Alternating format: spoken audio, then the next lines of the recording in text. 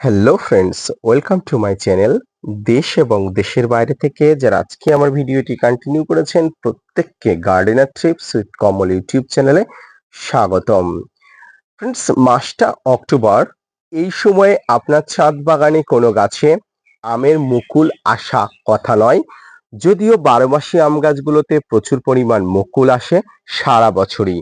শীত, গ্রীষ্ম, বর্ষা, শরৎ, হেমন্ত ও বসন্তকালেও কিন্তু ভরপুরিয়ে ফুল আসে ছাদ বাগানে। আর আজকের ভিডিওর আলোচনার বিষয়বস্তু অক্টোবর মাসে বারোমাসি থাই আম গাছের পরিচর্যা কিভাবে করবেন।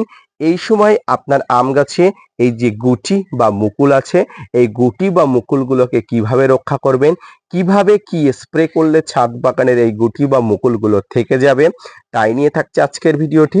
মনোযোগ সহকারে ধৈর্য নিয়ে দেখতে থাকুন। আম আমাদের অত্যন্ত প্রিয় একটি ফল, যে ফলটি কিন্তু আমরা নানা কারণে অকারণে ভালোবাসি। আর ছাদ বাগানে যদি বারোমাসি আম, অর্থাৎ বছরের সব সময়ই গাছে আম ঝুলে থাকবে এমন একটি আম গাছের চারা আমরা আনতে পারি, তার যত্নের সীমা থাকে না। যদিও বারোমাসি যত ধরনের আমের জাত আছে তার মধ্যে কাটিমন সেরাই সেরা, তবুও আজকের ভিডিওর আমার আলোচনার বিষয়বস্তু থাকবে বারোমাসি আম থাই অল টাইম, যেটার নাম শুনে আপনারা বুঝতে পাচ্ছেন সারা বছর ব্যাপী কিন্তু গাছটাতে প্রচুর ফুল এবং ফল আসে। হ্যাঁ ফ্রেন্ডস, আমিও কিন্তু এই সম্পর্কে আগে অবগত ছিলাম না, তবে এই গাছটিতে পরিচর্যা করতে করতে যে ধরনের অভিজ্ঞতা আমার হয়েছে সেই অভিজ্ঞতাগুলোই আপনাদের সঙ্গে শেয়ার করব। যদিও আমি অনেক বড় ছাদ বাগানি নয়, তবুও আমার ক্ষীণ পরিচর্যার মধ্য দিয়ে, আমার সীমিত পরিচর্যার মধ্য দিয়ে যে ধরনের আমি সিদ্ধান্ত উপনীত হয়েছি বা আপনাদের সঙ্গে বলার মতো যে পরিস্থিতি হয়েছে, সেই পরিস্থিতিগুলো শুধু শেয়ার করব।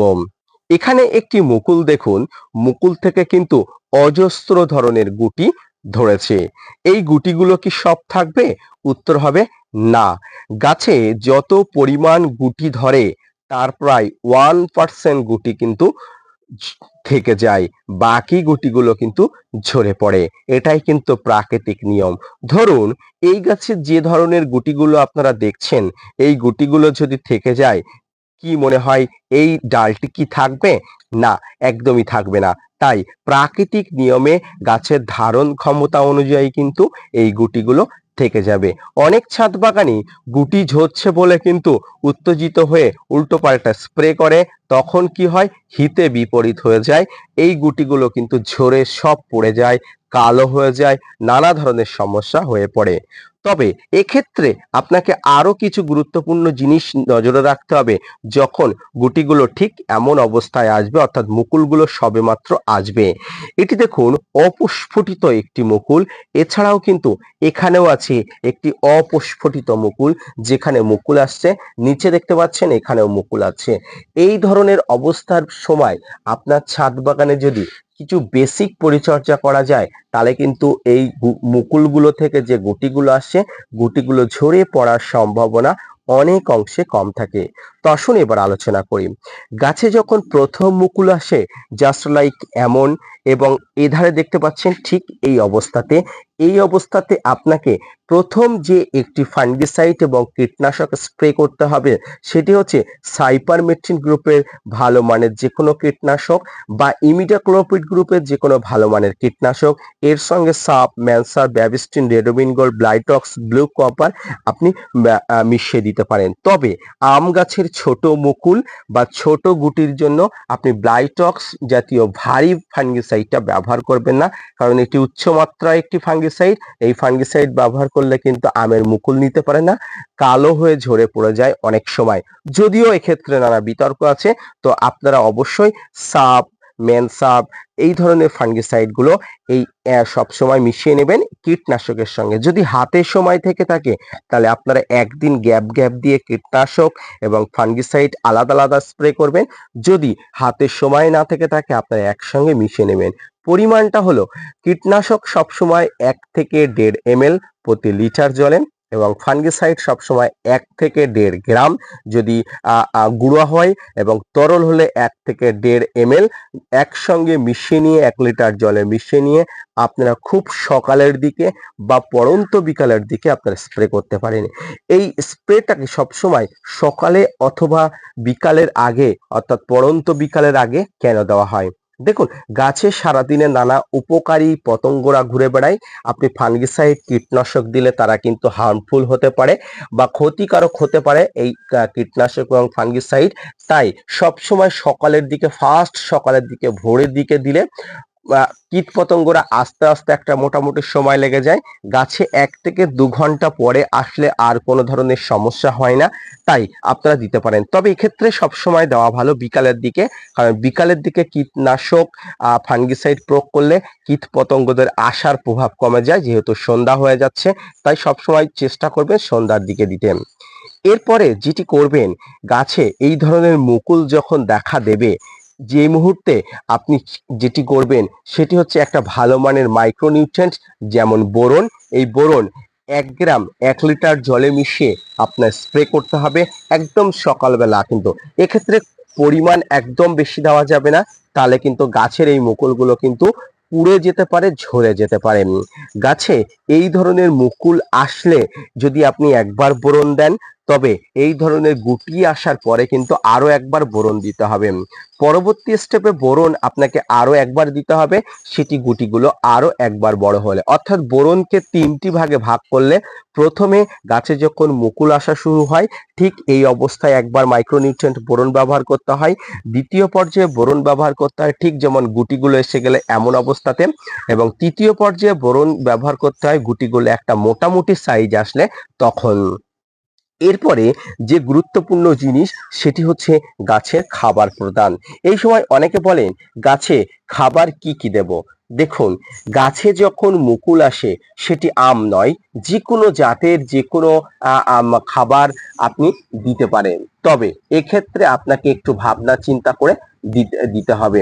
ধরুন গাছে এই সময় মুকুল আসছে আর এই সময় আপনি যে খাবার দিলেন সেই খাবারগুলো খেয়ে গাছ কি করবে? গাছ তরতর করে বেড়ে উঠবে। সেক্ষেত্রে এই মুকুলের অগ্রগতি বা মুকুল প্রস্ফুটিত হবার মানসিকতা কিন্তু গাছ কমিয়ে দেবে। তাই এই সময় মূলত যে খাবারটি দেবেন সেই খাবারটি আপনাকে অবশ্যই হালকা মানের খাবার হতে হবে। যেমন কলার খোসা ভিজানো বা কলার খোসা আপনাকে গুঁড়ো করে আপনি দেবেন। এই কলার খোসার মধ্যে প্রচুর জৈব পটাশ থাকে। এই পটাশ কিন্তু গাছের ফুল ফল ধরার জন্য অত্যন্ত গুরুত্বপূর্ণ। পাশাপাশি এক্ষেত্রে আপনারা বাড়িতে সবজি পচা জল, ভাতের ফ্যান এই সময় কিন্তু গাছের গোড়ায় দিতে পারেন। তবে হালকা খাবার আপনাকে দিতে হবে। এই সময় ভারী মানের উচ্চ মাত্রার খাবার আপনি দেবেন না, তাহলে কিন্তু আপনার ছাদ বাগানের এই ফুলগুলো কিন্তু ঝরে গিয়ে গাছ কিন্তু ভেজিটেটিভ গ্রোথের দিকে নজর দিতে পারে। এইভাবে কিন্তু আপনার ছাদ বাগানে ফুল আসা থেকে শুরু করে গুটি দাঁড়ানো পর্যন্ত কিন্তু পরিচর্যা করতে হবে। খাবার আপনি কখন দেবেন? গাছে যখন ফুল ফুটে যাবে, গুটি ধরে যাবে, এই গুটিগুলো আরো কিছুদিন পরে যখন বড় হয়ে যাবে ঠিক তখনই কিন্তু গাছে খাবার দেওয়ার প্রয়োজনীয়তা আছে। কি কি খাবার দেবেন? যারা অক্টোবর মাসে বা সেপ্টেম্বর মাসের শেষের দিকে খাবার দিয়ে ফেলেছেন তারা কিন্তু কোনোভাবেই গাছে আর খাবার দেবেন না। কারণ গাছে যে জৈব খাবার আপনি দেন সেই খাবারটি কিন্তু খেতে খেতে গাছ 2 মাস থেকে 3 মাস সময় নেয়। তাই কিন্তু একবার খাবার প্রয়োগ করলে যতই গুটি ধরুক কিন্তু আর খাবার দেওয়া যাবে না।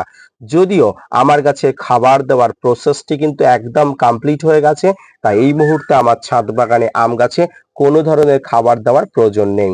আপনারা যারা দেননি তারা অবশ্যই এই সময় আপনারা শিংকুচি, হাড় গুঁড়ো, ভার্মি কম্পোস্ট আপনার রেডি করে রাখবেন। যখন ফলগুলো মোটামুটি একটা মাত্রায় আসবে ঠিক তখনই কিন্তু গাছে খাবার দেবেন। এই মুহূর্তে গুটি ধরা গাছে কোনোভাবেই কিন্তু খাবার দেবেন না, কারণ গাছে আরো মুকুল আসে, মুকুলগুলো প্রস্ফুটিত হয়ে যাবার পরে কিন্তু আপনি খাবার দিতে পারেন। এরপরে যেটি বলছি, গাছের এই মুকুলে কিন্তু অনেক ধরনের কীট পতঙ্গ আছে, যেমন শোষক পোকা, এই গুটিগুলোকে কিন্তু চুষে খেয়ে নেয়, রস শোষণকারী পোকা। সেক্ষেত্রে আমি প্রথমেই বললাম কীটনাশকের ব্যবহার। এই কীটনাশকটি ব্যবহার করলে কিন্তু আপনারা খুব ভালো কাজ পাবেন। ভারতীয় যারা বন্ধু আছেন তারা অবশ্য সাইপারমেথ্রিন গ্রুপের বা ইমিডাক্লোপিড গ্রুপের কীটনাশক ব্যবহার করবেন। বাংলাদেশি বন্ধুরা সবিক্রন 425 ইসি বা নাইট্রো জাতীয় যে কীটনাশক আছে সেটি ব্যবহার করবেন। সবসময় সকালের দিকে বা সন্ধ্যার আগে ব্যবহার করলে কিন্তু খুব খুব ভালো হয়। 12 মাসি থাই অল টাইম আম গাছের এই ধরনের পরিচর্যা যদি আপনি করতে পারেন, দেখবেন সারা বছর কিন্তু আম গাছ থেকে আপনি যথেষ্ট পরিমাণ ফল পাচ্ছেন, যেমন আমি পাচ্ছি। এই সময় অক্টোবর মাসের প্রায় প্রথমে আমি এই গাছ থেকে 3 থেকে 4 বার আম পেয়ে গেছি। হ্যাঁ ফ্রেন্ডস, বিষয়টা একটু তাজ্জব লাগলেও কিন্তু যাদের কাছে এই আম গাছটি আছে তারা জানে বছরে কতবার ফল আসে। মোটামুটি কয়েকদিনের মধ্যে কিন্তু আম খাওয়ার মতো হয়ে যায়। তাই আপনি পরবর্তীতে আবার ফুল পেতে চাইলে কিন্তু আবার পরিচর্যা আপনাকে করতে হবে। আজকের ভিডিওটি এই পর্যন্ত। মনোযোগ সহকারে ধৈর্য নিয়ে দেখার জন্য অসংখ্য ধন্যবাদ।